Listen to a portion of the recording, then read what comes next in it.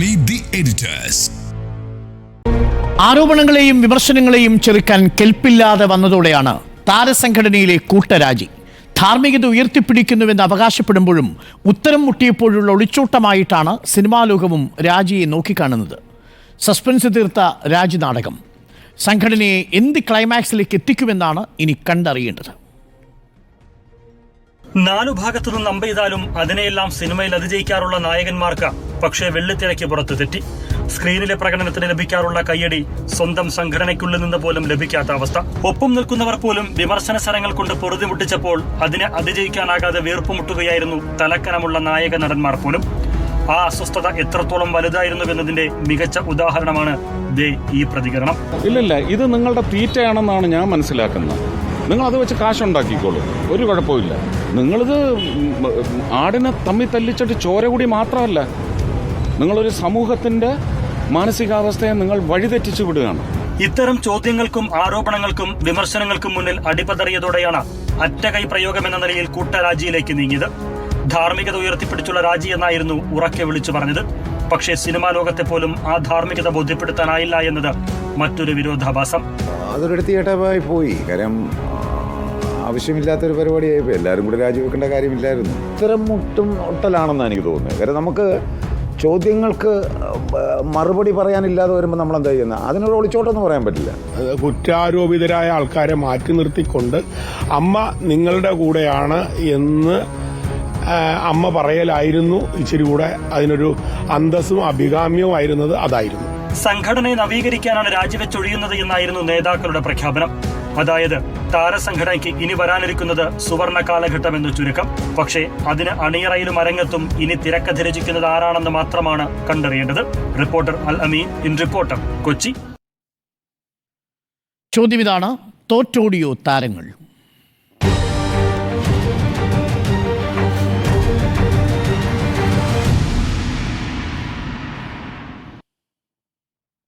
സ്മൃതി, 94 രൂപം കൊണ്ട അമ്മ എന്ന സംഘടന അതിൻ്റെ ചരിത്രത്തിലില്ലാത്ത പ്രതിസന്ധിയാണ് ഇന്നിപ്പോൾ അഭിമുഖീകരിക്കുന്നത്.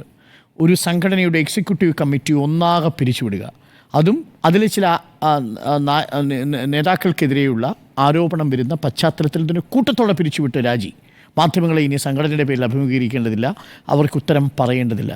ഒളിച്ചോട്ടമായിട്ട് വ്യാഖ്യാനിക്കുന്നത് തോറ്റോടി എന്ന് വ്യാഖ്യാനിക്കുന്നുണ്ട്. തോറ്റോടുകയാണ്. ആരോട് തോൽക്കുന്നു എന്നുള്ളതാണ്. ഈ സമൂഹത്തോട്, ഈ മലയാളികളോട് തോറ്റുകൊണ്ടാണ് ഓടിയിരിക്കുന്നത്. കാരണം ഇതിലൊരു കൃത്യമായൊരു പ്രതികരണം നടത്തി മാധ്യമങ്ങളെ കണ്ട്, അല്ലെങ്കിൽ പ്രേക്ഷകരോട്, ഈ പ്രേക്ഷകരാണല്ലോ ഇവരെ നിലനിർത്തുന്നത്. ഇപ്പോൾ നിങ്ങളുടെ തീറ്റയാണ് ഈ ജോലി എന്ന് പറഞ്ഞ് പുച്ഛിച്ച നടനാണോ മന്ത്രിയാണോ എന്ന് സ്വയം വിവേചിച്ചിപ്പോൾ മനസ്സിലാക്കാൻ കഴിയാതെ ഏതാണ് തൻ്റെ രൂപമെന്ന് തിരിച്ചറിയാനാകാതെ ഒരാൾ നിൽക്കുന്നുണ്ടല്ലോ. അദ്ദേഹം പറഞ്ഞത് നിങ്ങളുടെ തീറ്റയാണല്ലോ എന്നാണല്ലോ. അപ്പോൾ അവരുടെ തീറ്റ എന്താണ്? അവരുടെ തീറ്റ എന്താണ്? പ്രേക്ഷകരുടെ അംഗീകാരമാണല്ലോ. ആ അംഗീകാരത്തിന് കോട്ടം വന്നിരിക്കുന്നു, അതൊന്ന് ഇളകി കഴിഞ്ഞിരിക്കുന്നു. അപ്പോൾ വരുന്ന ചോദ്യങ്ങൾ നേരിടാൻ പറ്റുന്നില്ല എന്നുള്ളതാണ്. ചോദ്യങ്ങളെ നേരിടാനാകാതെയാണ് രാഖ്യരാമാനം അവർ പോയിരിക്കുന്നത്. ഇന്നലെ രാത്രി മോഹൻലാൽ ആ തീരുമാനമെടുക്കുന്നു. എനിക്ക് സഹിക്കാൻ വയ്യ, ഞാൻ രാജിവെക്കുന്നു എന്ന തീരുമാനമാണ് അദ്ദേഹം ആദ്യം എടുക്കുന്നത്. അദ്ദേഹം മമ്മൂട്ടിയുമായി സംസാരിക്കുന്നു. പിന്നീട് അതങ്ങനെ ഒറ്റയ്ക്ക് വേണ്ട, നമുക്ക് ഒരുമിച്ച് രാജിവെക്കാമെന്ന തീരുമാനത്തിലേക്ക് അവർ ഒരുമിച്ചെത്തുന്നത് എന്തുകൊണ്ടാണ്? ഇപ്പോൾ സിദ്ദിഖ് രാജിവെക്കുന്നു. സിദ്ദിഖ് അന്ന് വാർത്താ സമ്മേളനത്തിൽ ഹേമ കമ്മിറ്റിയുമായി ബന്ധപ്പെട്ട് നടത്തിയ വാർത്താ സമ്മേളനത്തിൽ പറഞ്ഞ കാര്യങ്ങളെല്ലാം കളവാണ് എന്ന് പിന്നീട് തെളിയുകയായിരുന്നല്ലോ. കാരണം ഇവിടെ പരാതികളൊന്നും ലഭിച്ചിട്ടില്ല, പരാതികളുണ്ടെങ്കിൽ ഞങ്ങൾ പരിഹരിക്കുമായിരുന്നല്ലോ എന്ന പതിഞ്ഞ സ്വരത്തിൽ, വിനയത്തിൻ്റെ സ്വരത്തിൽ അദ്ദേഹം പ്രതികരിച്ചതിന് തൊട്ട് അടുത്ത ദിവസമാണല്ലോ അദ്ദേഹത്തിനെതിരെ ബലാത്സംഗ ആരോപണം വരുന്നത്. അദ്ദേഹം രാജിവെക്കുന്നു. പിന്നീട് ആ ചുമതലയിലേക്ക് എത്തേണ്ടിയിരുന്നത് ബാബുരാജാണ്. ബാബുരാജിനെതിരെ ഇന്നലെ അതാ മറ്റൊരു ആരോപണം വരുന്നു. ഇത് അവർക്കിടയിൽ നിന്ന് തന്നെ വരുന്നതാണോ എന്ന് അവർ സംശയിക്കുകയാണ്. അപ്പോൾ പരസ്പരം വിശ്വാസമില്ലാത്ത രീതിയിലേക്ക് ആ സംവിധാനം മാറി. അതങ്ങനെ ഉണ്ടായിരുന്നു. ഇപ്പോൾ നോക്കൂ, ഈ സംഭവത്തിന് ശേഷം, ഇവരുടെ ഈ കൂട്ടരാജിക്ക് ശേഷം വന്ന 2 പ്രതികരണങ്ങൾ. മഞ്ജു വാര്യരുടെ പ്രതികരണം ഒരു ചിത്രം പോസ്റ്റ് ചെയ്തുകൊണ്ടാണ്. മലയാള സിനിമയുടെ മാറുന്ന മുഖം, ഒരു പുരുഷനെ അടിച്ചിടുന്ന വനിതയായിട്ട് നിൽക്കുന്ന അവരുടെ ചിത്രം തന്നെ. ഒരു സിനിമയുടെ ചിത്രമാണ്, പോസ്റ്ററാണ്. പക്ഷേ അർത്ഥം മനസ്സിലാക്കുന്ന, അർത്ഥം ചില കാര്യങ്ങൾ നമ്മളെ കമ്മ്യൂണിക്കേറ്റ് ചെയ്യുന്ന ചിത്രമാണ്. അടുത്തത് WCCയുടെ പ്രതികരണമാണ്. This is our call for action എന്നുള്ള ഒരൊറ്റ വരിയേ ഉള്ളൂ. യഥാർത്ഥത്തിൽ WCCയുടെ പോരാട്ടത്തിൻ്റെ ഏറ്റവും ഒടുവിലെത്തി നിൽക്കുന്ന ഒരു ഒരു ഒരു പോസിറ്റീവായ സംഗതി എന്ന നിലയ്ക്കാണ് ഞാനിതിനെ കാണുന്നത്. എനിക്ക് AMMA എന്ന സംഘടന എന്ന് പറയുമ്പോൾ ആദ്യം ഓർമ്മ വരുന്നത് നടിയെ ആക്രമിച്ച ശേഷം ആ സംഭവത്തിന് ശേഷം നടത്തിയ വാർത്താ സമ്മേളനത്തിൽ അവർ ഒരുമിച്ച് നിന്നുകൊണ്ട് മാധ്യമങ്ങളുടെ ചോദ്യങ്ങളോട് ഇങ്ങനെ വീറോടെ വളരെ മോശം ഭാഷയിൽ അപമാനിച്ചുകൊണ്ട് നടത്തിയ പ്രതികരണങ്ങളും മാധ്യമപ്രവർത്തകർക്കെതിരെ കൂകുന്ന അവിടുത്തെ ഒരു വനിതാ സംഘടനാ ഭാരവാഹിയൊക്കെയാണെന്ന് ഓർക്കുന്ന ആ ഭാരവാഹികളല്ല യഥാർത്ഥത്തിൽ ഇപ്പോൾ രാജിവെച്ചിരിക്കുന്നത്. എന്നാൽ പോലും അവരിൽപ്പെട്ടവരൊക്കെ തന്നെയാണ്. ഇപ്പോൾ മോഹൻലാലിന് ഈ കാര്യങ്ങളൊന്നും അംഗീകരിക്കേണ്ടതില്ല എന്നുള്ളത് കൊണ്ടാണ് അദ്ദേഹം പോയതെന്ന് പറയുന്നു. എല്ലാത്തിനും മറുപടി പറയാൻ ഒരു പക്ഷേ അദ്ദേഹത്തിന് സാധിക്കുന്നുണ്ടാവില്ല. ഈ മോഹൻലാലിനെ മമ്മൂട്ടിയൊക്കെ നമ്മൾ സിനിമയിൽ കാണുന്ന ഗംഭീര പ്രകടനം, ഗംഭീര ഡയലോഗ് പ്രസൻറ്റേഷൻ, നമ്മൾ അതൊക്കെ കണ്ട് കോരിത്തെരിച്ച് കൈയടിച്ചിട്ടുണ്ട്. പക്ഷേ യാഥാർത്ഥ്യത്തോട് അടുക്കുമ്പോൾ അതിൽ ശക്തമായി പ്രതികരിക്കാനോ അല്ലെങ്കിൽ ജനങ്ങളെ ഫേസ് ചെയ്യാനോ കഴിയാത്തവരാണ് ഇവർ എന്ന് വേണം മനസ്സിലാക്കാൻ. മമ്മൂട്ടി ഇപ്പോൾ എന്തായാലും ഭാരവാഹിയല്ല. എന്നാൽ പോലും പ്രേക്ഷകരോട്, ഇവിടുത്തെ ആരാധകരോട് അവർക്കൊരു ഉത്തരവാദിത്തമുണ്ട്. ഈ വലിയൊരു വിഷയത്തിൽ അവരുടെ സംഘടനയുമായി ബന്ധപ്പെട്ട് അല്ലെങ്കിൽ മലയാള സിനിമയുമായി ബന്ധപ്പെട്ട് വരുന്ന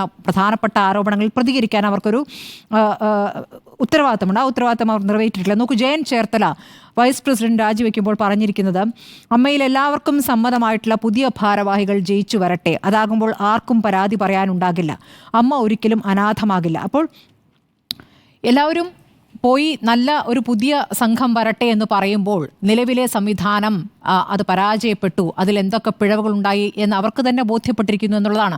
തിരുത്താനാകാത്ത വിധം, ആ രൂപത്തിൽ തിരുത്താനാകാത്ത വിധം അത് പരാജയപ്പെട്ടിരിക്കുന്നു. അപ്പോൾ ഒരു അഡ്ഹോക് കമ്മിറ്റി, അതായത് ഇപ്പോൾ അവിടുത്തെ പ്രായം ചെന്നവർക്കൊക്കെ കൊടുക്കുന്ന പെൻഷൻ പരിപാടി, കൈനീട്ടം, ചികിത്സാ സഹായം, അതൊക്കെ തുടരാൻ വേണ്ടി ഒരു അഡ്ഹോക് കമ്മിറ്റി തുടരുന്നു. 2 മാസത്തിന് ശേഷം ഒരു പുതിയ ഭാരവാഹികൾ തിരഞ്ഞെടുക്കപ്പെടുന്ന ജനറൽ ബോഡി ചേരാൻ പോകുന്നു. ആ ഭാരവാഹി പട്ടികയിലേക്ക് ആരൊക്കെ വരുന്നു എന്നുള്ളതാണ് ഏറ്റവും പ്രധാനപ്പെട്ട കാര്യം. അതിലേക്ക് അവിടെ നിന്നും ഇറങ്ങിപ്പോയ WCC രൂപീകരിച്ച വനിതകൾ തിരിച്ചെത്തുമോ? കാരണം താരസംഘടനയാണല്ലോ. താരസംഘടനയിൽ ഫൈറ്റ് ചെയ്ത് നിൽക്കാമെന്ന് തീരുമാനിച്ചുകൊണ്ട് WCCയിൽ തന്നെ ചിലരെങ്കിലും അവിടെ തുടരുന്നുണ്ട്. അപ്പോൾ അവർ ഒരു ഫൈറ്റ് തുടർന്നുകൊണ്ട് അവർ തലപ്പത്തേക്ക് വരുന്ന രീതിയിലേക്ക് എത്തുമോ എന്നൊക്കെയാണ് അറിയേണ്ടത്. പൃഥ്വിരാജ് കഴിഞ്ഞ ദിവസം വാർത്താ സമ്മേളനത്തിൽ പറഞ്ഞതുപോലെ AMMയ്ക്ക് തെറ്റുപറ്റി എന്ന് പറയുമ്പോൾ വനിതകൾ മുന്നോട്ട് വരേണ്ടതുണ്ട് എന്ന് പറയുമ്പോൾ ആ രൂപത്തിലേക്ക് 50% സ്ത്രീകൾക്ക് പ്രാതിനിധ്യം നൽകുന്ന രൂപത്തിലേക്ക് അവരുടെ ശബ്ദം കൃത്യമായി ഉയരുന്ന, അതായത് അവിടുത്തെ പുരുഷ കേസരികൾക്ക് റാൻ മൂളുന്നവരല്ല, അതായത് എൻ്റെ വാതിൽ ആരും മുട്ടിയിട്ടില്ല എന്ന് പറയുന്നവരല്ല, മുട്ടുന്നുണ്ടെങ്കിൽ അതും പരിശോധിക്കണം എന്ന് പറയുന്നവരായിരിക്കണം വേണ്ടത്. അപ്പോൾ ആ രൂപത്തിലേക്ക് കൃത്യമായി സ്ത്രീകളുടെ ഇഷ്യൂസ് അഡ്രസ്സ് ചെയ്യാനും അതിന്മേൽ പരിഹാരം കാണാനും തൊഴിൽ സംബന്ധമായ പ്രശ്നങ്ങൾ പരിഹരിക്കാനും ഒക്കെ കഴിയുന്ന, ആർക്കും ഒന്ന് പോയി പരാതിപ്പെടാൻ കഴിയുന്ന സംവിധാനമായി ആ സംവിധാനം മാറേണ്ടതുണ്ട്. അങ്ങനെ 2 മാസത്തിനുള്ളിൽ ആ മാറ്റം വരുമോ എന്നാണ് നമുക്ക് അറിയേണ്ടത്. ഇപ്പോൾ നോക്കൂ, ആ സംഘടനയിലെ 5 താരങ്ങളടക്കം 7 പേർക്കെതിരെയാണ് നടി പരാതി നൽകിയിരിക്കുന്നത്. അതിന്മേൽ FIR ആവുകയാണ്. ഇതിനകം പുറത്തെ വെളിപ്പെടുത്തലുകൾ 15 പരാതികൾ ഈ അന്വേഷണ സംഘത്തിന്റെ മുന്നിൽ എത്തിക്കഴിഞ്ഞിരിക്കുന്നു എന്നുള്ളതാണ്. അതിൽ എല്ലാത്തിനും FIR ഇട്ടിട്ടുള്ള 15 പരാതികൾ എത്തിയിരിക്കുന്നു. അന്വേഷണ സംഘത്തിന്റെ നേരത്തെയുള്ള രൂപീകരണത്തിൽ ചില മാറ്റങ്ങൾ വരുത്തിയിരിക്കുന്നു. 4 IPS വനിതാ ഉദ്യോഗസ്ഥർ, അവർക്ക് കീഴിൽ അവർക്ക് സഹായിക്കാനായി എത്ര വേണമെങ്കിലും വനിതാ പോലീസുകാരെ നിയോഗിച്ചുകൊണ്ട് പ്രത്യേക സംഘം രൂപീകരിച്ച് മൊഴിയെടുക്കൽ, രഹസ്യ മൊഴിയെടുക്കൽ, പിന്നീട് സാക്ഷി മൊഴി രേഖപ്പെടുത്തൽ, അങ്ങനെ അത് വേഗത്തിൽ പൂർത്തിയാക്കി കോടതിയിലേക്ക് പോകേണ്ടത്, പഴുതില്ലാതെ ആ ഒരു കാര്യം പൂർത്തിയാക്കണമെന്നാണ് യഥാർത്ഥത്തിൽ ഇപ്പോൾ അന്വേഷണ സംഘത്തിന് DGP നൽകിയിരിക്കുന്ന നിർദ്ദേശം. ഇതൊക്കെ തന്നെ എന്ന് പറയുന്നത് പുറത്തെ മൊഴിയെടുക്കൽ മാത്രം, പുറത്തെ വെളിപ്പെടുത്തൽ മാത്രമാണ് എന്നുള്ളൊരു യാഥാർത്ഥ്യം അവിടെ നിൽക്കുന്നു. അപ്പുറത്ത് ഹേമ കമ്മിറ്റി റിപ്പോർട്ട് തൊടാതെ അവിടെ നിൽക്കുന്നു എന്നുള്ള യാഥാർത്ഥ്യം കൂടി, അതിലാണ് പ്രധാനപ്പെട്ട മൊഴികൾ നിൽക്കുന്നത്. അതിനെ ഒരു പരാതിയായി ഇപ്പോഴും സർക്കാർ ആലോചിക്കുന്നില്ല എന്നുള്ളതും, ഇപ്പോൾ ആരോപണ വിധേയനായ മുകേഷിനെ സംരക്ഷിച്ചുകൊണ്ട് പാർട്ടി നിൽക്കുമ്പോൾ അപ്പുറത്ത് കോൺഗ്രസിലെ MLA-മാർ രാജിവെക്കാത്തത് നമുക്ക് മറുവാദമായി ഉന്നയിക്കാമെന്ന് തീരുമാനിക്കുമ്പോൾ ഇവിടെ പ്രതിരോധത്തിലാകുന്ന പാർട്ടിയാണ് CPM-ആണ്. കാരണം കോൺഗ്രസുമായി താരതമ്യമില്ലല്ലോ. CPM-ൻ്റെതായ നിലപാടുണ്ട്, സ്ത്രീപക്ഷ നിലപാടെന്ന് ആവർത്തിച്ച് പറഞ്ഞുകൊണ്ടാണ് ഇവിടെ വനിതാ മതിൽ തീർത്തവരാണ്, ഞങ്ങൾ കോൺഗ്രസ്സുകാരെ പോലെയാണെന്ന് പറയുകയാണെങ്കിൽ ഇവർ തമ്മിൽ എന്താണ് വ്യത്യാസം? ഞങ്ങളും നിങ്ങളും ഒരുപോലെ എന്ന് പറയാനാണെങ്കിൽ, അങ്ങനെയാണെങ്കിൽ മുകേഷ് കൊടി വെച്ചുകൊണ്ട് ആദ്യം ഈ വൃത്തികെട്ട ആരോപണത്തിൽ മറുപടി പറഞ്ഞു, കൊടി പോസ്റ്റർ വെച്ചുകൊണ്ട് അല്ലേ, അതിനുശേഷം ആ കൊടി മാറ്റേണ്ടി വന്നു. അങ്ങനെ ഓരോന്നോരോന്നായി മാറ്റേണ്ടി വരുമെന്നുള്ളതാണ്. കാരണം മുന്നണിയിൽ നിന്ന് തന്നെ വനിതാ നേതാക്കൾ, പാർട്ടിയിൽ നിന്ന് തന്നെ വനിതാ നേതാക്കൾ എതിർപ്പ് ഉയർത്തി കഴിഞ്ഞിരുന്നു. PK ശ്രീമതി, ആനി രാജ തുടങ്ങിയവർ എതിർ ശബ്ദങ്ങൾ ഉയർത്തിയിട്ടുണ്ട്. പാർട്ടിക്ക് അത് കേൾക്കേണ്ടി വരും. തോറ്റോടിയോ താരങ്ങൾ എന്ന ചോദ്യത്തിന് തോറ്റോടിക്കഴിഞ്ഞു താരങ്ങളും താരസംഘടനയും എന്നാണ് ഈ ഘട്ടത്തിലെങ്കിലും. അവർ തോറ്റത് നേരത്തെ സൂചിപ്പിച്ചതുപോലെ ഈ സമൂഹത്തോടാണ്, മലയാളി നെഞ്ചിലേറ്റിയ താരങ്ങളാണ്, അവരുടെ പ്രേക്ഷകരോടാണ്. ഒപ്പം അവർ തിരശ്ശീലയിൽ ജീവൻ നൽകിയ അവരുടെ നന്മ തുടിക്കുന്ന കഥാപാത്രങ്ങളോടും ആ കലയോടുമാണ് അവർ തോറ്റുപോയത്. ഒപ്പം തോറ്റത് ഈ നിയമവ്യവസ്ഥയോടും ഒപ്പം തന്നെ അവരാൽ പീഡിപ്പിക്കപ്പെട്ട കുറച്ച് താരങ്ങളോടുമാണ്, കുറച്ച് അവരുടെ സഹപ്രവർത്തകരോടും നിങ്ങൾ തോറ്റുപോയിരിക്കുന്നു എന്ന് പറയാനാണ് ഞാൻ ആഗ്രഹിക്കുന്നത്. ഞാൻ ബൈബിളിലെ പഴയ നിയമത്തിലെ ഒബാദിയ 1-ാം അധ്യായത്തിലെ ഒരു ഭാഗം വായിക്കാം. ജനങ്ങളുടെ ഇടയിലേക്കൊരു ദൂതൻ അയക്കപ്പെട്ടിരിക്കുന്നു, എഴുന്നേൽക്കുക, അവർക്കെതിരെ നമുക്ക് യുദ്ധത്തിനിറങ്ങാം.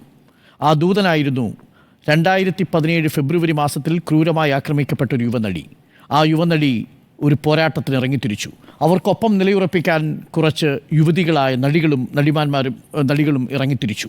അതിൻ്റെ ഭാഗമായി നിരന്തരമുള്ള പോരാട്ടത്തിൻ്റെയും ഒഴിവാക്കലിൻ്റെയും ഒടുവിൽ ഞാൻ നിന്നെ ജനതകൾക്കിടയിൽ നിസ്സാരയാക്കും, നീ അത്യധികം അവഹേളിക്കപ്പെടും എന്ന് ബൈബിളിലെ പഴയ വാചകം. പാറപ്പിളർപ്പുകളിൽ വസിക്കുന്നവളും ഉയർന്ന മലമുകളിൽ ആസ്ഥാനം ഉറപ്പിച്ചവളും ആർക്കെന്ന് താഴെ ഇറക്കാനാവുമെന്ന് ഹൃദയത്തിൽ പറയുന്നവളുമായി നിന്റെ അഹങ്കാരം നിന്നെ വഞ്ചിച്ചിരിക്കുന്നു എന്നുള്ളതാണ് അമ്മയോട് പറയാനുള്ളത്. മാത്രവുമല്ല, നീ കഴുകനെ പോലെ എത്ര ഉയർന്നു പറന്നാലും നക്ഷത്രങ്ങളുടെ ഇടയിൽ കൂടുകൂട്ടിയാലും അവിടെ നിന്നും നിന്നെ ഞാൻ താഴെ ഇറക്കുക തന്നെ ചെയ്യും. അക്ഷരാർത്ഥത്തിൽ ഇന്ന് സംഭവിച്ചിരിക്കുന്നതാണ്. മാധ്യമങ്ങളുടെ മുന്നിൽ ഒരു ചോദ്യത്തിന് നിൽക്കാനുള്ള ശേഷിയില്ലാതെ AMMA എന്ന താരസംഘടന 1994 രൂപം കൊണ്ടതിന് ശേഷം അതിൻ്റെ ചരിത്രത്തിലില്ലാത്ത ഏറ്റവും ദയനീയമായ പതനത്തിലേക്ക്, നിസ്സഹായതയിലേക്ക്, ഏതെങ്കിലും ഒരു സംഘടനയ്ക്ക് ഇത്തരമൊരു ദുർഗതി നമ്മൾ അടുത്ത കാലത്ത് കണ്ടിട്ടില്ല. ഒരു എക്സിക്യൂട്ടീവ് കമ്മിറ്റി അപ്പാടെ പിരിച്ചുവിടുകയാണ്. എന്തിൻ്റെ പേരിലാണ്? ആ എക്സിക്യൂട്ടീവ് കമ്മിറ്റിയിലും AMMA എന്ന സംഘടനയിലെയും അംഗങ്ങളുടെ പേരിലും കുറച്ച് പെൺകുട്ടികൾ വന്ന് ഒരു ഹേമ കമ്മിറ്റിക്ക് മുന്നിൽ നടത്തിയ വെളിപ്പെടുത്തലുകളും അതിന്മേൽ ഇപ്പോൾ പുറത്തു വരുന്ന വെളിപ്പെടുത്തലുകളുടെയും അടിസ്ഥാനത്തിൽ ഭയന്നവർ ഓടുകയാണ്, ഒരു വാക്കുപോലും പറയാനാവാതെ. നാളെ നിങ്ങൾ AMMയുടെ ഭാരവാഹിയായി ഒരു മാധ്യമ സ്ഥാപനത്തിന് മുന്നിൽ നിന്നാൽ ചോദ്യങ്ങളുണ്ടാകും. ആ ചോദ്യങ്ങളുടെ മുന്നിൽ നിങ്ങൾക്ക് പ്രതികരിക്കേണ്ടി വരും. പക്ഷേ ഇനിയിപ്പോൾ അവർക്ക് പ്രതികരിക്കേണ്ടതില്ല. കാരണം ഇനി അവർ വ്യക്തികളാണ്. ഒരു സംഘടനയുടെ ലേബൽ അവർക്കില്ല. അംഗമെന്ന ലേബൽ മാത്രമേ ഉള്ളൂ. എക്സിക്യൂട്ടീവ് അംഗം എന്നുള്ള ഒരു പ്രത്യേക ഉത്തരവാദിത്വമില്ല. ആ ഉത്തരവാദിത്വത്തെ സടകുടഞ്ഞ് കളയലായിരുന്നു രാജി. ആ രാജി യഥാർത്ഥത്തിലൊരു രക്ഷാപ്രവർത്തനമായിരുന്നു, സ്വയം രക്ഷാപ്രവർത്തനം, രക്ഷപ്പെടാനുള്ളൊരു മാർഗമായിരുന്നു, അവസാനത്തെ സേഫ്റ്റി വാൽവാണ് അവരെ സംബന്ധിച്ച്. പക്ഷേ നിങ്ങൾ തോറ്റോടുകയാണ് എന്നത് ഞങ്ങൾ മനസ്സിലാക്കുന്നു. അതല്ലെങ്കിൽ നിങ്ങൾക്ക് മാധ്യമങ്ങളുടെ മുന്നിൽ വന്നതുകൊണ്ട് ഈ വിഷയങ്ങൾക്ക് അഭിനയമില്ലാതെ ഓരോ ചോദ്യങ്ങൾക്കും മറുപടി പറയേണ്ടതുണ്ടായിരുന്നു. കാരണം നിങ്ങളുടെ തീറ്റയുണ്ടല്ലോ, ഇവിടുത്തെ സാധാരണക്കാരായ പ്രേക്ഷകർ നൽകിയ വരി നിന്ന് ക്യൂ നിന്ന് റിലീസിംഗ് ദിവസം മുതൽ നിങ്ങൾക്ക് വേണ്ടി കൈയടിച്ച് ടിക്കറ്റ് എടുത്ത മനുഷ്യരുണ്ടല്ലോ, അവരുടെ വിയർപ്പാണ് നിങ്ങളുടെ തീറ്റ. ആ വിയർപ്പിൻ്റെ തീറ്റയിലാണ് നിങ്ങളുടെ കലയുടെ പ്രാവീണ്യത്തിൽ. നിങ്ങൾ നാടക കലാകാരന്മാരെക്കൊന്നും ഒരുപാട് മുകളിലൊന്നും അല്ലല്ലോ, സാധാരണക്കാരായിട്ടുള്ളൊരു കലാകാരൻ മാത്രമാണ് നിങ്ങൾ. നിങ്ങളെ നക്ഷത്രങ്ങളാക്കി മാറ്റിയത് ഈ വിയർപ്പിറ്റിച്ച സാധാരണക്കാരായ പ്രേക്ഷകരാണ്. ആ പ്രേക്ഷകരുടെ മുന്നിലാണ് പ്രിയപ്പെട്ടവരെ നിങ്ങൾ തോറ്റുപോയത്. ഇനി നിങ്ങൾക്ക് തിരിച്ചു വരണമെന്നുണ്ടെങ്കിൽ ഈ ചോദ്യങ്ങൾക്കെല്ലാം ഉത്തരം നൽകണം, ശുദ്ധീകരിക്കപ്പെടണം. പക്ഷേ ഞങ്ങൾക്ക് പ്രതീക്ഷയില്ല. കാരണം 94 രൂപം കൊണ്ട് നിങ്ങളുടെ സംഘടന ആദ്യം തോറ്റത് 2017 ഈ നടി ആക്രമിക്കപ്പെട്ടപ്പോൾ നിങ്ങൾ ആക്രമിക്കപ്പെട്ട നടിയും ആക്രമിച്ചതിൻ്റെ പേരിൽ പ്രതിസ്ഥാനത്ത് നിൽക്കുന്ന നടനെയും നിങ്ങൾ രണ്ടുപേരും ഞങ്ങളുടെ മക്കളാണെന്ന് നെഞ്ചത്ത് കൈവച്ച് പറഞ്ഞു ഒരു നടൻ. അത് നമ്മളെല്ലാവരും തത്സമയം കണ്ടു. അപ്പോൾ താഴേക്ക് നോക്കി ഒരു മഹാനടനിരുന്നു, മുകളിലേക്ക് നോക്കി മറ്റൊരു മഹാനടനിരുന്നു. ആ താരസംഘടനയാണ് ഇന്ന് നിലം പതിച്ചിരിക്കുന്നത്. അത് നമ്പർ 1. നമ്പർ 2, 2018 നിങ്ങളൊടുവിൽ കുറ്റാരോപിതനായ പ്രതിസ്ഥാനത്ത് നിൽക്കുന്ന നടനെ തിരിച്ചെടുക്കാൻ വേണ്ടി കളിച്ച നാടകം എന്താ? ആ നാടകത്തിൽ പരസ്പരം ചെളിവാരി എറിയുന്നത് അവസാനിപ്പിക്കാമെന്ന് പറഞ്ഞല്ലേ മിസ്റ്റർ മോഹൻലാൽ താങ്കൾ ഈ ആരോപിതനായിരിക്കുന്ന ഈ നടനെ തിരിച്ചെടുത്തത്? അതിൻ്റെ ഭാഗമായി ഒടുവിൽ WCCയിലെ അംഗങ്ങൾ, അതിൽ രേവതി, പത്മപ്രിയ, പാർവതി തുടങ്ങിയവർ വന്ന് നടത്തിയൊരു പത്രസമ്മേളനം ഓർമ്മിക്കുന്നുണ്ടാവുമല്ലോ. ആ പത്രസമ്മേളനത്തിൽ നടിമാർ എന്ന് വിശേഷിപ്പിച്ചുകൊണ്ടാണ് മോഹൻലാൽ ഇവരെ അഭിസംബോധന ചെയ്ത് സംസാരിക്കുന്നത്. അത്രമേൽ അവഹേളിക്കപ്പെട്ട ഒരു സമൂഹമായിരുന്നു അവർ, മുറിവേറ്റവരായിരുന്നു അവർ. അവരുടെ പോരാട്ടത്തിൽ പല പല പ്രോജക്റ്റുകളിൽ നിന്ന് അവരെ ഒഴിവാക്കി, അവരുടെ കലാ അംഗീകാരം കൊടുത്തില്ല. മലയാളത്തിൽ നമ്മൾ ഇന്നവരെ കേട്ടിട്ടുണ്ടോ? തുടർച്ചയായി സൂപ്പർ ഹിറ്റുകൾ സമ്മാനിച്ചാൽ ഏതെങ്കിലും ഒരു താരത്തിന് സിനിമ നിഷേധിക്കപ്പെടുമോ? പക്ഷേ പാർവതി തിരുവോത്തരത്ത് നിഷേധിക്കപ്പെട്ടു. തുടരെ ഹിറ്റുകൾ. പക്ഷേ ആ നടിക്ക് അവസരം കൊടുത്തില്ല. എന്തുകൊണ്ടെന്നാൽ ഈ WCCയുടെ ഭാഗമായി എന്നതുകൊണ്ട് മാത്രം. പത്മപ്രിയ അവസരം നിഷേധിക്കപ്പെട്ടു. രമ്യ നമ്പീശൻ അവസരം നിഷേധിക്കപ്പെട്ടു. ഭാവന എന്ന നടി അവസരം നിഷേധിക്കപ്പെട്ടു. WCCയുടെ ഭാഗമായ ഓരോ താരത്തെയും നിങ്ങൾ തെരഞ്ഞു പിടിച്ച് ബാൻ ചെയ്തു. നിങ്ങൾ ഭ്രഷ്ട് കൽപ്പിച്ചു. ആ ഭ്രഷ്ട് കൽപ്പിച്ചതിൻ്റെ പ്രതിഫലമാണ് ഈ കർമ്മ എന്ന് വിശേഷിപ്പിക്കാവുന്ന തരത്തിലുള്ള ഈ തിരിച്ചടി. ആ തിരിച്ചടിക്ക് മുന്നിലാണ് നിങ്ങൾ തോറ്റുപോയത് പ്രിയപ്പെട്ടവരെ. ഇത് AMMA എന്ന സംഘടനയുടെ കാര്യത്തിൽ. രണ്ടാമത്, മുകേഷ് എന്ന നടൻ നിങ്ങളും തോൽപ്പിച്ചു. നിങ്ങൾ തോൽപ്പിച്ചതും നിങ്ങൾ തോൽപ്പിക്കാൻ ശ്രമിച്ചുകൊണ്ടിരിക്കുന്നതും ഒരു വലിയ പ്രസ്ഥാനത്തെ കൂടിയാണ് മിസ്റ്റർ മുകേഷ്. കാരണം നിങ്ങൾ ആദ്യഘട്ടത്തിൽ പരാതി വരുമ്പോൾ അത് ടെസ് ജോസഫ് നൽകുന്ന പരാതിയിന്മേൽ നിങ്ങൾ എന്ത് പ്രതിരോധമാണ് എടുത്തത്? ഒരു CPM MLA ആയതുകൊണ്ടാണ് തനിക്കെതിരെ ഈ ആരോപണം ഉണ്ടാവുന്നതെന്ന്. ടെസ് ജോസഫിൻ്റെ രാഷ്ട്രീയം താങ്കൾക്കറിയുമോ മിസ്റ്റർ മുകേഷ്? അദ്ദേഹം കമ്മ്യൂണിസ്റ്റ് വിരുദ്ധയായ സ്ഥാനത്ത് നിൽക്കുന്ന ഒരു രാഷ്ട്രീയ പ്രവർത്തകയല്ല. മീര നായർ അടക്കമുള്ളവരുടെ സിനിമകളിൽ കാസ്റ്റിംഗ് ഡയറക്ടറായി പ്രവർത്തിച്ച ടെസ് ജോസഫിനെയാണ് നിങ്ങൾ വെല്ലുവിളിച്ചത്. അവിടെ നിങ്ങൾ തോറ്റുപോയി.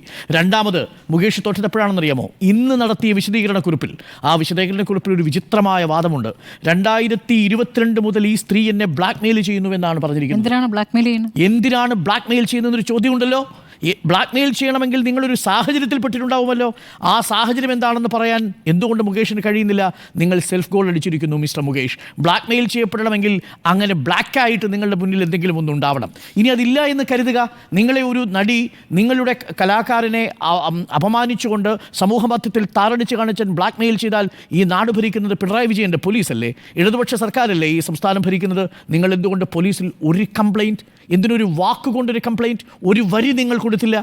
ചോദ്യമാണ്. അപ്പോൾ ഒന്നുകിൽ നിങ്ങൾക്ക് ഈ സംസ്ഥാനത്തെ പോലീസിൽ വിശ്വാസമില്ല, അത് അങ്ങനെയാണെങ്കിൽ നിങ്ങൾ വെട്ടിലാക്കുന്നത് ഇടതുപക്ഷത്തെ. അതല്ലെങ്കിൽ നിങ്ങളിൽക്ക് ഒളിച്ചുവെക്കാൻ എന്തോ ഉണ്ട്.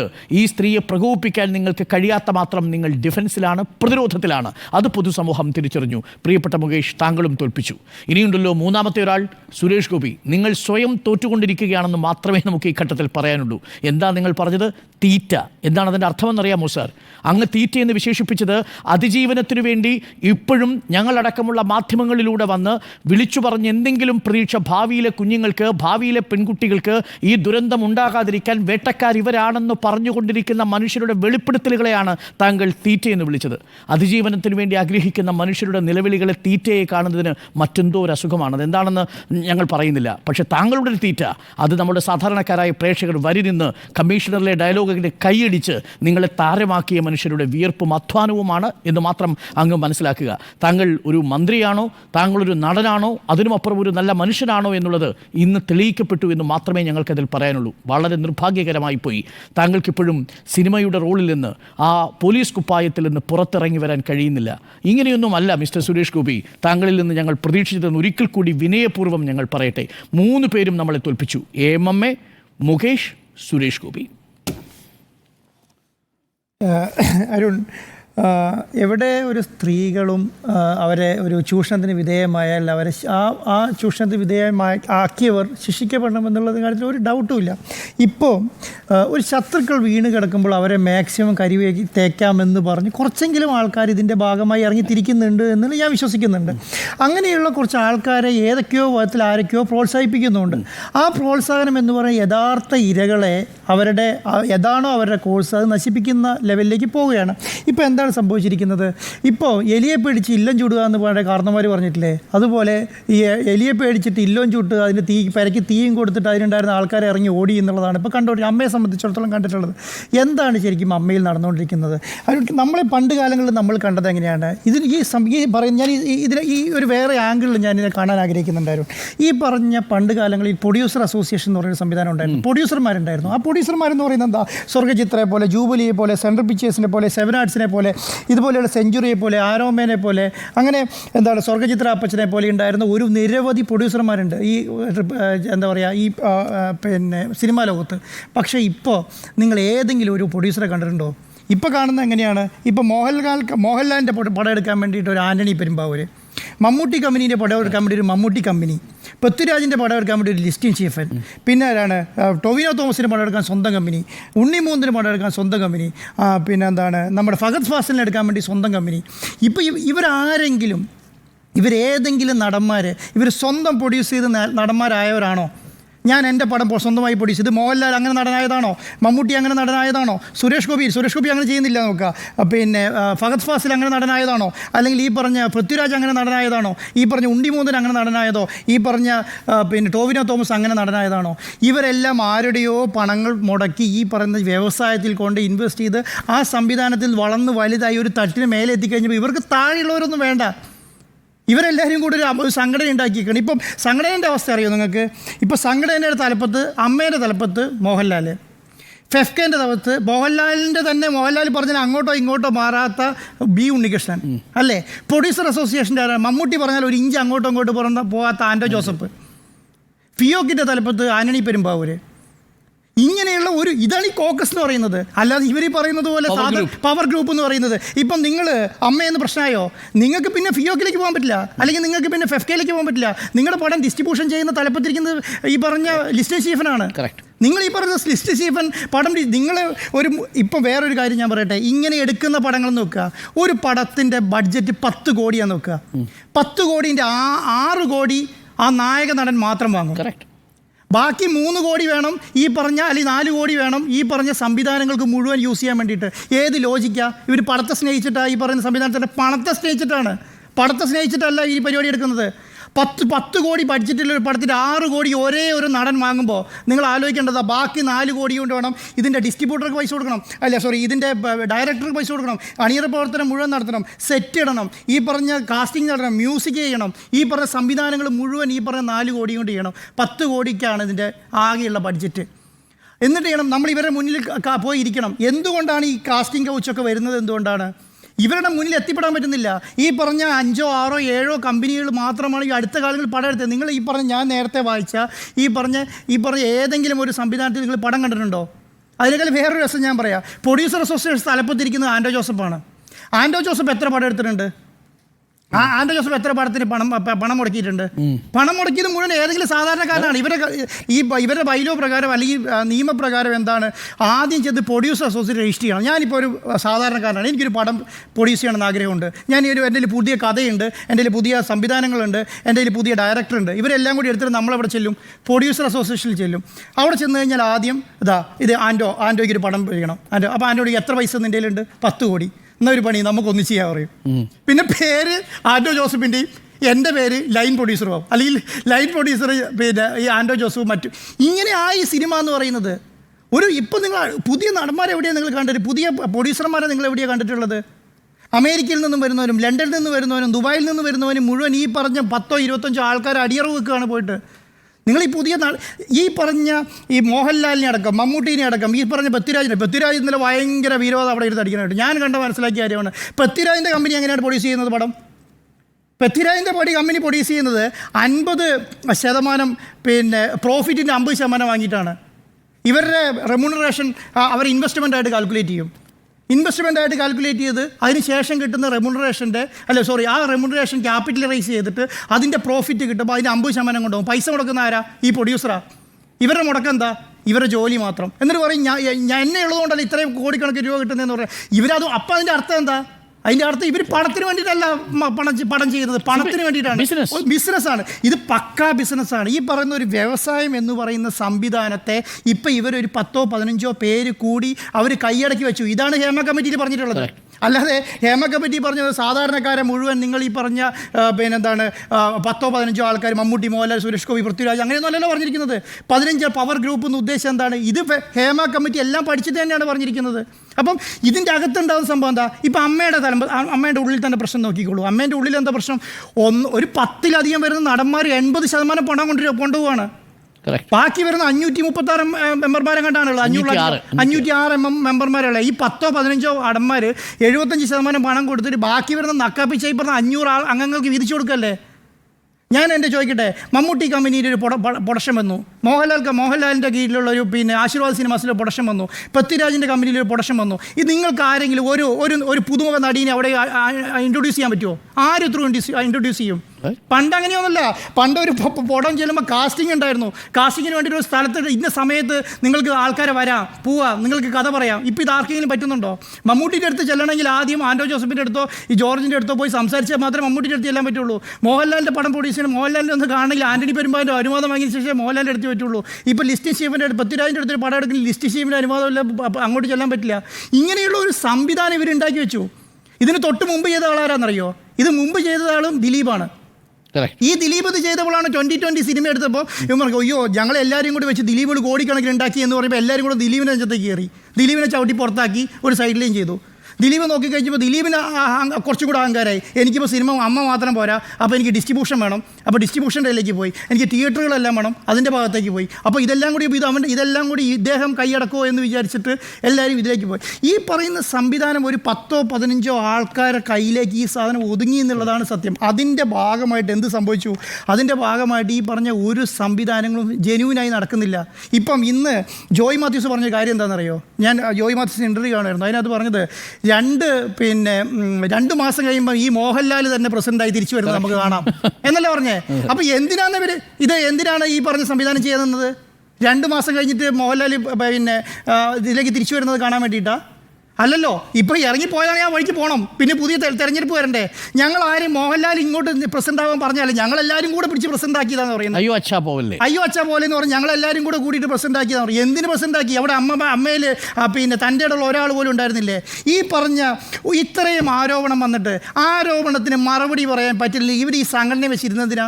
ഒരു ആരോപണത്തിന് മറുപടി പറയണ്ടേ? ഇവർ ഈ പറയുന്നുണ്ടല്ലോ, ഫേസ്ബുക്കിൽ കൂടെയും മറ്റൊരു സംവിധാനത്തിൽ കൂടെയും പറയുന്നുണ്ടല്ലോ, ഞങ്ങൾക്കെതിരെ ഇങ്ങനെ ഒരു ആരോപണമല്ലേ, ഇവർ പണം ഉദ്ദേശിച്ച ആളെ വിളിച്ചു വരുത്തി ചോദിക്കണം. ഈ അമ്മേൻ്റെ സംഘടനയിലുള്ള മെമ്പർമാർ തന്നെയല്ലേ വിളിച്ചു വരുത്തി ചോദിച്ചിട്ട് ഇതാണ് ഇവരുടെ അഭിപ്രായം എന്ന് പറയുന്നത് മാധ്യമങ്ങളുടെ മുമ്പിൽ പറയണ്ടായിരുന്നോ? ഇതൊന്നും പറഞ്ഞില്ല. എന്ന് പറഞ്ഞിട്ടില്ല എന്നുള്ളത് മാത്രമല്ല, ഈ പറഞ്ഞ സംവിധാനത്തെ എല്ലാം പൂട്ടിക്കെട്ടി ഒറ്റപ്പോക്ക്. ആദ്യം സെക്രട്ടറി രാജിവെക്കുന്നു. സെക്രട്ടറി രാജിവെച്ചിട്ട് പിന്നെ പ്രസിഡന്റാണോ സംസാരിക്കേണ്ടത്? പ്രസിഡന്റ് അങ്ങനെ സംഭവമില്ല, അത് പിരിച്ചുവിട്ടാൽ പ്രശ്നം കഴിഞ്ഞില്ലേന്ന്. ഇനി 2 മാസം കഴിഞ്ഞിട്ട് ഇവർ ഈ പുതിയ സംഘടന ഉണ്ടാക്കിയിട്ട് ഞങ്ങളാണ് അമ്മ എന്ന് പറഞ്ഞ് വരാൻ വേണ്ടിയിട്ടാണ്.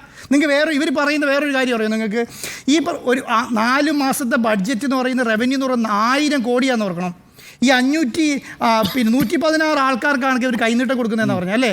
116 ആൾക്കാർക്ക് 5000 രൂപ വെച്ചിട്ടാണ് 5000 കൊടുക്കുന്നത്. ഈ പറഞ്ഞ കൈനീട്ടം കൊടുക്കുന്നത് 5000 × 116 എത്രയാ? 5,80,000 രൂപയാണ്. 7 ലക്ഷം രൂപ കൂട്ടിക്കോ? 7 ലക്ഷം കൂട്ടണ്ട, 5,80,000 രൂപ.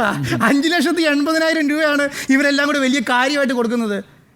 ഇവർക്ക് ഞാൻ നേരത്തെ പറഞ്ഞ പോലെ 10 കോടി ബഡ്ജറ്റുള്ള ഒരു സിനിമയിൽ 6 കോടി ഒരു നടൻ മാത്രം മേടിച്ച് ഞെളിഞ്ഞിരുന്നിട്ട് വലിയ ന്യായം പറയാണ്. ബാക്കിയുള്ളവർക്ക് കാരവൻ എന്തില്ലാത്ത, ബാക്കിയുള്ളവർക്ക് ശുചിമുറി എന്താ ഇല്ലാത്ത, ബാക്കിയുള്ളവർ മറ്റേ ചുറ്റിക്കളന്നെല്ലാം താമസിക്കുന്നത് ഏത് വലിയ നടൻ ഇന്നലെ വന്നിരുന്ന് പറയുകയാണ് ഇതൊക്കെ ചെയ്തു കൊടുക്കണ്ടേ. എന്നാൽ ഈ നടൻ ഈ 6 കോടി മേടിക്കുന്നതിന് പകരം 60% പൈസ മേടിക്കുന്നതിന് പകരം ഈ പറഞ്ഞ് എനിക്കൊരു 20% മതി എന്ന് പറഞ്ഞിട്ട് ബാക്കി പൈസ എടുത്തിട്ട് ഇപ്പോൾ ഇത് ആരാ പൈസ കൊടുക്കുന്നത്?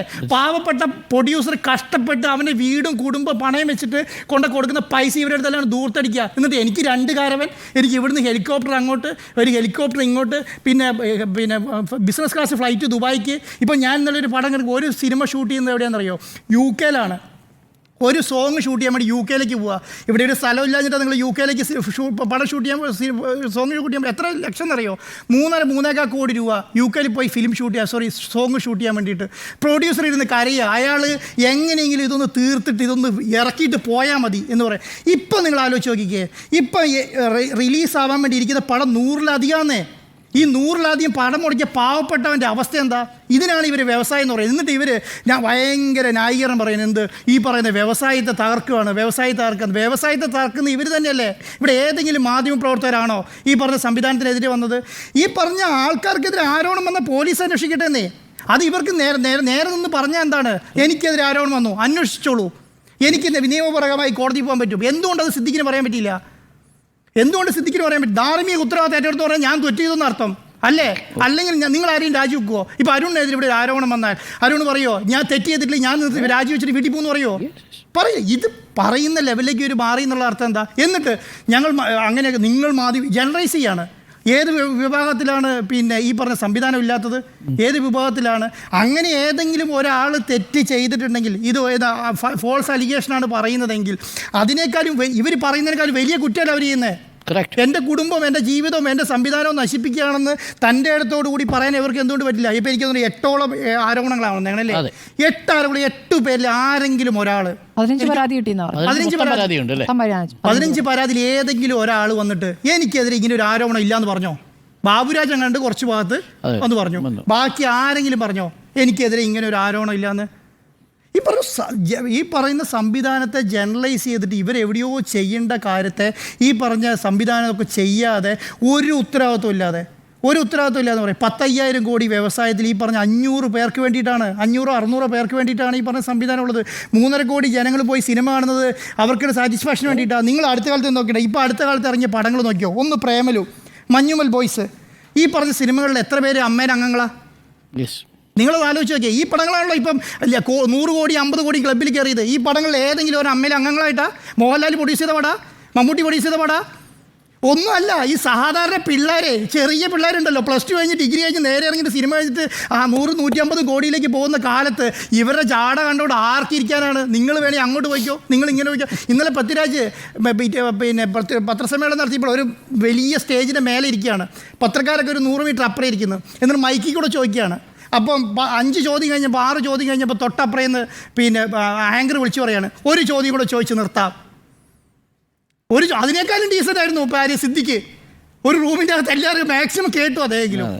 ഇതുപോലും കേൾക്കാനുള്ള സംവിധാനം ചെയ്തിട്ടില്ല എന്നുള്ളത്. അപ്പം ഇത് ഒരാളുടെ മാത്രം ഒരു സംഭവം ഉണ്ടായി ഇവർക്കെതിരെ മറുപടി പറയുന്നത് മുഴുവൻ ഇതിലെ അംഗങ്ങൾ തന്നെയല്ലേ? ഇപ്പം ഏതെങ്കിലും പുറത്തുനിന്ന് ഒരു അംഗം വന്നിട്ട് ഏതെങ്കിലും ഈ അമ്മയ്ക്ക് അംഗങ്ങൾക്കെതിരെ പറഞ്ഞോ, അല്ലെങ്കിൽ നടന്മാർക്കെതിരെയോ നടിമാർക്കെതിരെയോ പറഞ്ഞോ? ഒന്നും പറഞ്ഞില്ല. ഈ സിനിമയായി സഹകരിച്ച് നിൽക്കുന്ന ആൾക്കാർ തന്നെ ഇവർക്കെതിരെ പറഞ്ഞുകൊണ്ടിരിക്കുന്നത് അല്ലേ? എന്തുകൊണ്ട് ഇങ്ങനെ സംഭവിച്ചു? ഈ പറഞ്ഞ സംവിധാനത്തെ മുഴുവൻ ഇവർ തന്നെയാണ് ഇല്ലാതാക്കിയത്. ഈ പറഞ്ഞ ഇത് ഞാൻ പറയുന്നത് ഇവരെ ആരും ഞാൻ മോശക്കാരനാക്കണം എന്നുള്ള അർത്ഥത്തിലല്ല. ഞാൻ പറഞ്ഞത് ഇവർ സാധാരണ ചെയ്യേണ്ടത് ഒരു വ്യവസായം നിലനിൽക്കണം എന്ന് ഇവർ ആഗ്രഹിക്കുന്നുണ്ടെങ്കിൽ ആദ്യം ചെയ്യേണ്ടത് എന്താണ്? ആ വ്യവസായത്തിൽ ഓരോ വിഭാഗങ്ങളായി കാണാൻ പറ്റണം. അല്ല എനിക്ക് ഈ സംവിധാനത്തെ മുഴുവൻ അടക്കി വാഴണം.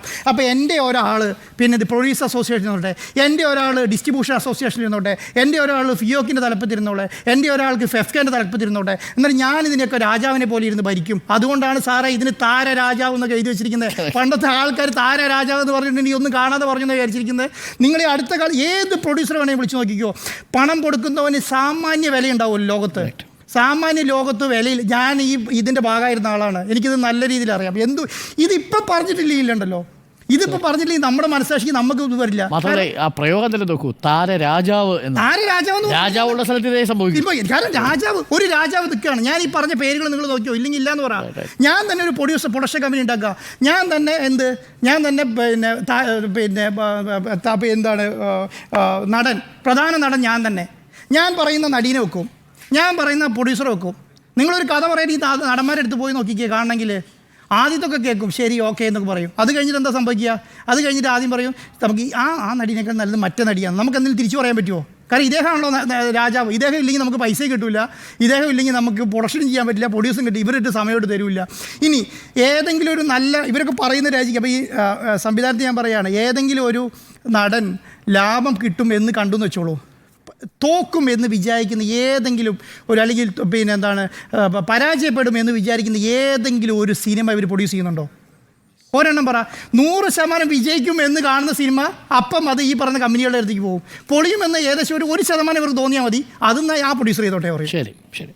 ഇത് ഈ പറയുന്ന സംവിധാനം ഞാൻ ഇത് പറഞ്ഞില്ലെങ്കിലേ ഇത് ഇത്രയെങ്കിലും ഈ സമയത്ത് പറയേണ്ടതാണ്. അതുകൊണ്ട് പറഞ്ഞ ഇതിലിപ്പോ എന്താണ് സംഭവിക്കുന്നത് എന്നുള്ളതും ഈ ഒന്നിച്ചുള്ള രാജ്യം, അപ്പോൾ ഇതൊരു കൂട്ടുകച്ചവടമാണ്, ഒരു മൊത്തക്കച്ചവടമായിരുന്നു എന്നുള്ളത് അവർ തന്നെ ഇപ്പോൾ പ്രൂവ് ചെയ്തിരിക്കുകയാണ്. അതായത് AMMയിലെ കുറ്റാരോപിതരായ ആളുകൾ അല്ല രാജിവെച്ചിരിക്കുന്നത്, എല്ലാവരും ഒന്നിച്ച്. അപ്പോൾ ഇതൊരു മൊത്തക്കച്ചവടമാണ്, ഒരു കൂട്ടുകച്ചവടമാണ്. ഈ പവർ ഗ്രൂപ്പ് എന്ന് പറയുന്നത് ഞങ്ങൾ എല്ലാവരും ഒന്നിച്ചാണ്, അതായത് ഞാനും അഫനും സുഭദ്രയും കൂടി എല്ലാം തീരുമാനിക്കും എന്നുള്ളതിൻ്റെ കൃത്യമായിട്ടുള്ള മാനിഫെസ്റ്റേഷനാണ് ഇന്നത്തെ രാജിയോടെ മലയാളികൾക്ക് കൃത്യമായി മനസ്സിലാക്കി കൊടുത്തതിന് താരസംഘടനയ്ക്ക് AMMയ്ക്ക് താങ്ക് യു.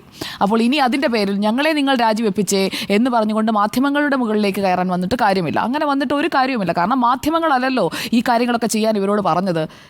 വാതിൽ പോയി മുട്ടാൻ നമ്മൾ പറഞ്ഞോ? ഇല്ലല്ലോ. ആവശ്യമില്ലാതെ അനുചിതമായ കാര്യങ്ങൾ ചെയ്യാൻ നമ്മൾ പറഞ്ഞോ? ഇല്ല, മാധ്യമങ്ങൾ പറഞ്ഞിട്ടില്ല. ഇതൊക്കെ ചെയ്തു കഴിഞ്ഞിട്ടുണ്ടെങ്കിൽ അതിൻ്റെ ഫലം അവർ തന്നെ അനുഭവിക്കണം. കർമ്മ എന്ന് പറയുന്നത് അതിങ്ങനെ വരും. അത് ചിലപ്പോൾ പെട്ടെന്നായിരിക്കും, ചിലപ്പോൾ വർഷങ്ങൾക്ക് ശേഷമായിരിക്കും. പലരും പറയുന്നുണ്ട് ഇത്രയും വർഷങ്ങൾക്ക് ശേഷമൊക്കെ ഇതൊക്കെ പറഞ്ഞിട്ട് എന്താ കാര്യമെന്ന്. അന്ന് പറയാനായിട്ടുള്ള ഒരു സാഹചര്യം ഉണ്ടാകാത്തത് കൊണ്ടായിരിക്കാം കുറേ ആളുകൾ. പിന്നെ 2 കാര്യങ്ങൾ ഇതിൽ നിലനിൽക്കുന്നുണ്ട്. ഒന്ന്, അന്ന് പ്രതികരിക്കാൻ പറ്റുന്ന ഒരു സാഹചര്യം ഉണ്ടാകാതെ ചില ആളുകളൊക്കെ പറയുന്നുണ്ട്. 92-ലൊക്കെ ഉണ്ടായ സംഭവത്തെക്കുറിച്ച് പറയുന്ന ഗീതാ വിജയനൊക്കെ പറഞ്ഞത് എന്താണ്? അന്ന് ഇങ്ങനെയൊരു സംവിധാനമില്ല, താരസംഘടനയില്ല, പ്രതികരിക്കാൻ വേദിയില്ല. അതുകൊണ്ട് പല കാര്യങ്ങളും അന്നുണ്ടായിരുന്ന ആ കാലഘട്ടത്തിലെ ആളുകൾ പറയാതിരുന്നിട്ടുണ്ടാകും. പക്ഷേ പുതിയ കാലത്തിലെ സ്ത്രീകൾ പറയാൻ തയ്യാറാണ്. അവർക്കൊപ്പം പഴയ കാലത്തെ സ്ത്രീകളും രംഗത്ത് വന്ന് 10 വർഷം 15 വർഷം മുൻപുള്ള കാര്യങ്ങളാണ് പറയുന്നത്. അപ്പോൾ അതെല്ലാം അസത്യമാണ്. അന്ന് പറഞ്ഞതുകൊണ്ട് അന്ന് പറയാതിരുന്നത് കൊണ്ട് പീഡനം ഇല്ലാതാകുന്നില്ല. അത് നള്ളിഫൈ ചെയ്യാൻ എങ്ങനെയാണ് കഴിയുക?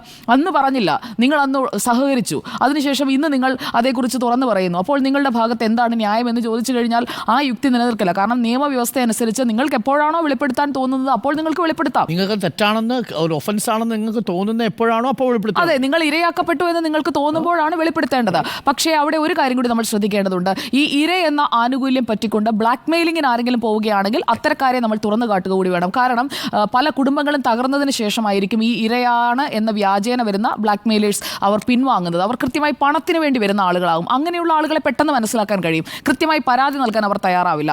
അവർ പരാതി നൽകാതെ ഈ ആരോപണമായി അതിങ്ങനെ അന്തരീക്ഷത്തിൽ നിർത്തിക്കൊണ്ടേയിരിക്കും. പക്ഷെ കൃത്യമായ പരാതിയുമായി മുന്നോട്ട് പോകുന്ന നിയമ സംവിധാനത്തിന് മുന്നിലേക്ക് പോകുന്നവരെ നമ്മൾ പിന്തുണയ്ക്കുകയും വേണം. അവരാണ് യഥാർത്ഥത്തിൽ അതിജീവിക്കാൻ, അല്ലെങ്കിൽ കൂടുതൽ പേർക്ക് ഇങ്ങനെയുള്ള ദുരനുഭവങ്ങൾ ഉണ്ടാകാതിരിക്കാൻ വേണ്ടി ഒരു ക്രുസൈഡറായി, ഒരു ഫൈറ്റിന് വേണ്ടി ഇറങ്ങി പുറപ്പെടുന്നവർ. അങ്ങനെയല്ലാതെ ആരോപണം ഉന്നയിച്ചുകൊണ്ടിരിക്കും, അന്ന് എന്നോട് മാപ്പ് പറഞ്ഞതാണ്, പിന്നെ എനിക്ക് പരാതിയില്ല, അയാളുടെ കുടുംബം തകർക്കണ്ടല്ലോ. അങ്ങനെയാണെങ്കിൽ പിന്നെ എന്തിനാണ് ഇവർ വന്നിരുന്ന് പറയുന്നത്?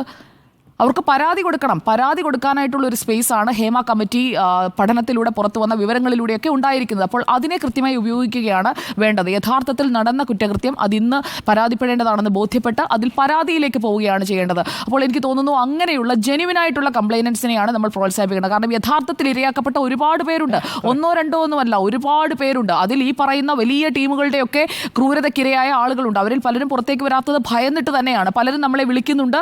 അതിൽ പലരും പ്രധാനപ്പെട്ട വെളിപ്പെടുത്തലുകൾ അടുത്ത ദിവസങ്ങളിൽ നടത്താനും പോവുകയാണ്. അതായത് ഇതുവരെ വന്ന ചെറിയ പേരുകളൊന്നുമല്ല, വലിയ പേരുകൾ തന്നെ വരാൻ പോകുന്ന വെളിപ്പെടുത്തലുകളും ഉണ്ടാകും. ഇവിടെ ഇവരിപ്പോൾ മാറിയതിന് ഞാൻ ചുരുക്കി പറയാം.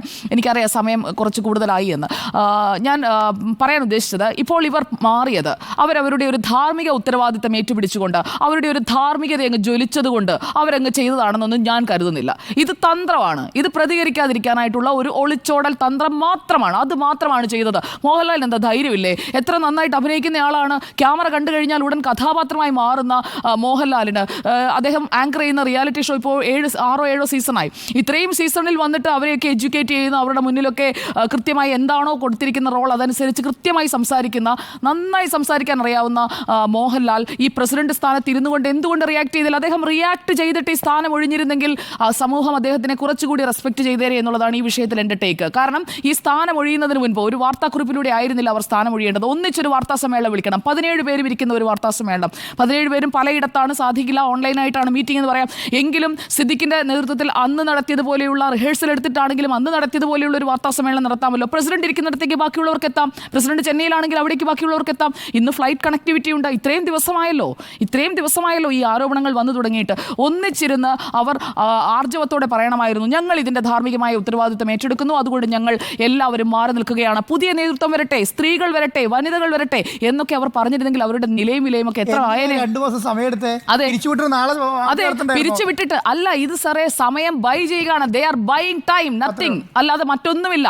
അവര് ഇപ്പോൾ ചെയ്തിരിക്കുന്നതെന്ന് പറഞ്ഞു കഴിഞ്ഞാൽ അഡ്ഹോക് കമ്മിറ്റി ആരാ? അതും ഞാനും ഒഫനും സുഭദ്രയും തന്നെയാണ്. അഡ്ഹോക് കമ്മിറ്റി എന്ന് പറയുന്നത് വേറെ സംവിധാനമാണെന്നൊന്നും ആരും തെറ്റിദ്ധരിക്കേണ്ട. താൽക്കാലിക ഭരണസമിതിയായി വരുന്നതും ഇതേ വ്യക്തികൾ തന്നെയാണ്. അപ്പോൾ ഈ 17 അംഗ എക്സിക്യൂട്ടീവ്, പ്രസിഡന്റ് ഒക്കെ രാജിവെച്ചു എന്ന് പറയുമ്പോൾ വലിയ എന്തോ സംഭവം നടന്നുവെന്ന് ആരും ധരിക്കേണ്ടതില്ല. അവർ പ്രതികരിക്കാതിരിക്കാൻ ഈ പദവിയിൽ ഇരുന്ന് കഴിഞ്ഞിട്ടുണ്ടെങ്കിൽ ആ പദവിയിൽ ഇരുന്ന് പ്രതികരിക്കേണ്ടി വരും. അപ്പോൾ അവർ ആ സ്ഥാനത്തില്ല എങ്കിൽ ആരും ചോദ്യം ചോദിക്കാൻ പോകുന്നില്ല. അപ്പോൾ ചോദ്യങ്ങളിൽ നിന്നുള്ള ഒളിച്ചോടലാണ് ഒന്നാമത്തെ കാര്യം. പിന്നെ വലിയ രക്തസാക്ഷി പരിവേഷമൊക്കെ ഈ രാജിക്ക് കൊടുത്തുകൊണ്ട് അവരെ അങ്ങനെ വാഴ്ത്തിപ്പാടേണ്ട കാര്യമൊന്നുമില്ല. സ്ഥാനത്തിരുന്ന് ചെയ്യേണ്ട കാര്യം എന്താണോ അത് ചെയ്യാതിരിക്കുകയും ആ സ്ഥാനത്തേക്ക് ഒരു ചോദ്യം വന്നപ്പോൾ ആ ചോദ്യം നേരിടാതിരിക്കുകയും ചെയ്യുന്ന ആളുകൾ പിന്നിലത്തെ വാതിൽ കൂടി ഇറങ്ങി അങ്ങ് പോയി. അത്രേ സംഭവിച്ചിട്ടുള്ളൂ. മുന്നിലത്തെ വാതിൽ കൂടി പോലും അല്ല, ആരുടെയും മുന്നിൽ പെടാതെ കൃത്യമായി പിൻവാതിലിലൂടെ ഓടിപ്പോവുകയാണ് ചെയ്തത്. ഈ അമ്മ എന്നാണ് AMMA എന്ന സംഘടനയെ അതിലുള്ള ആളുകൾ വിളിക്കുന്നത്. പിന്നെ കുറേ ആളുകളും അങ്ങനെയാണ് വിളിക്കുന്നത്. ഞാൻ എന്തായാലും എല്ലാ മക്കളെയും ഒരുപോലെ കാണുന്നുവെന്ന് ബോധ്യപ്പെട്ടിട്ടേ അങ്ങനെ വിളിക്കുന്നുള്ളൂ എന്ന് തീരുമാനിച്ച ആളാണ്. അപ്പോൾ AMMA എന്ന് പറയുന്ന സംഘടനയ്ക്ക് അമ്മ എന്നാണ് പേരെങ്കിൽ അമ്മയ്ക്കൊരു പ്രശ്നം വരുമ്പോഴത്തേക്കും മക്കളൊക്കെ ഇങ്ങനെ ഓടിപ്പോകാമോ?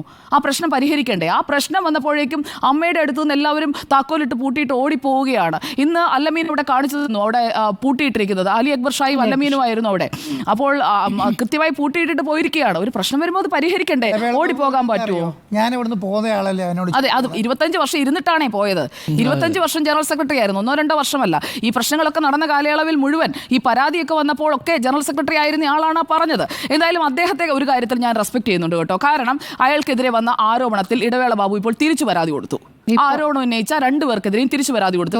മറുപടിയില്ലായിരുന്നു. ചോദിച്ചപ്പോൾ മറുപടിയില്ല. പക്ഷേ ഇപ്പോൾ തിരിച്ചു പരാതി കൊടുത്തിരിക്കുകയാണ്. അപ്പോൾ ഈ ആരോപണത്തിൽ കഴമ്പില്ല. അത് ഒരു ബ്ലാക്ക് മെയിലിംഗിന്റെ ഭാഗമാണ്. മുകേഷ് പറയുന്നത് പോലത്തെ ബ്ലാക്ക് മെയിലിംഗ് അല്ല. കാരണം 2 വർഷമൊക്കെ ഒരു MLA ഒക്കെ ഒരു ബ്ലാക്ക് മെയിലിംഗിന് ഇരയായി നിൽക്കുക എന്നൊക്കെ പറഞ്ഞാൽ എന്താ നമ്മുടെ നാട്ടിൽ സംഭവിക്കുന്നതെന്ന് മനസ്സിലാവുന്നില്ല. 2 വർഷമൊക്കെ ഒരു MLA ഒരാൾ വരട്ടെ, അത് പണം ചോദിച്ച് വിളിക്കുന്നു, പിന്നെ മതത്തിന്റെ പേര് പറയുന്നു, ഭർത്താവ് വിളിക്കുന്നു, ഇത്രയും ഇവന്റ്സ് ഒക്കെ നടന്നിട്ട് കൊല്ലത്തുള്ള ആരും അറിഞ്ഞില്ലേ, പാർട്ടിയിലുള്ള ആരും അറിഞ്ഞില്ലേ എന്നുള്ളതാണ്. ചിലപ്പോൾ അദ്ദേഹത്തിന് അതായിരിക്കാം. ഇവിടുത്തെ പോലീസ് അന്വേഷിച്ചാൽ ശരിയാകില്ല എന്ന് MLAക്ക് തോന്നിയാൽ പിന്നെ നമുക്കൊന്നും പറയാൻ പറ്റില്ലല്ലോ. അപ്പോൾ ഈ വാഴ്ത്തുപാട്ടുകളുടെയൊക്കെ ഒരു സമാന്തര ലോകത്തായിരുന്നു ഇവരെല്ലാവരും. അതാണ് നമ്മൾ മനസ്സിലാക്കേണ്ടത്. ഒരു പാരലൽ യൂണിവേഴ്സ് എന്നൊക്കെ പറയുന്നത് ശരിക്കും അവരുടേതാണ്. അങ്ങനെ ആ വാഴ്ത്തുപാട്ടുകളുടെ ലോകത്തിരുന്ന ആളുകൾക്ക് മുന്നിലേക്കാണ് ഈ ഹേമ കമ്മിറ്റി റിപ്പോർട്ട് എന്ന് പറയുന്ന ഭൂതം ഇങ്ങനെ പുറത്തേക്ക് വന്നത്. അത് കഴിഞ്ഞപ്പോൾ പിന്നെ ചോദ്യമായി, പറച്ചിലായി, ചർച്ചയായി, മാധ്യമങ്ങളാണെങ്കിൽ ഈ വിഷയം വിടുന്നതേയില്ല. അതിനിടയിൽ പലതരത്തിൽ മറ്റു വിഷയങ്ങളിലേക്ക് പോകാത്തത് എന്താണ് എന്നൊക്കെയുള്ള ചോദ്യങ്ങളൊക്കെ ഈ പറയുന്ന വാഴ്ത്തുപാട്ടുകാരെ കൊണ്ട് ചോദിപ്പിക്കുന്നുണ്ട്. എന്നിട്ടും ഇവരിത് വിടുന്നില്ല. അപ്പോൾ മാധ്യമങ്ങളെ തിരിച്ചാക്രമിക്കാൻ തുടങ്ങുന്നു. ടൊവിനോയൊക്കെ തിരിച്ചു പറയുന്നുണ്ട്, പൃഥ്വിരാജ് തിരിച്ചു ചോദിക്കുന്നുണ്ട്. അങ്ങനെ കൃത്യമായിട്ട് തിരിച്ചും ചോദ്യങ്ങൾ വരുന്നുണ്ട്.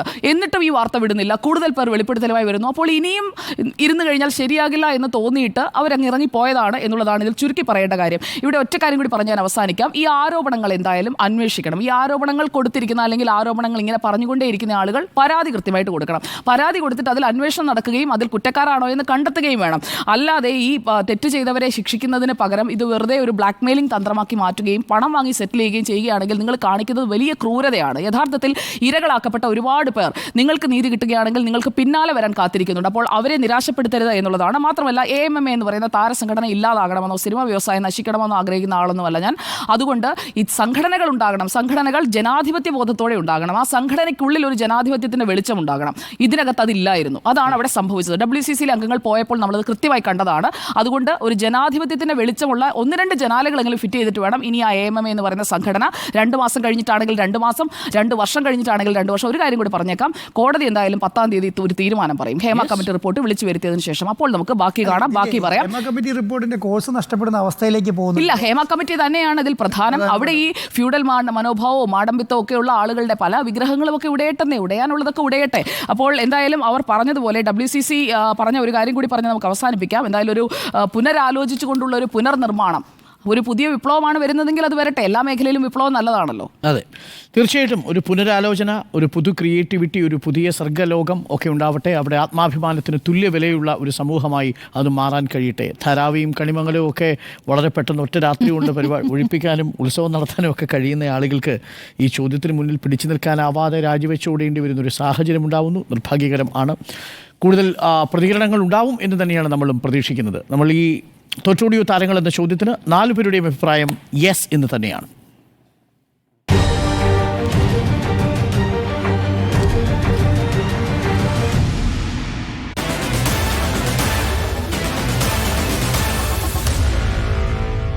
Meet the editors.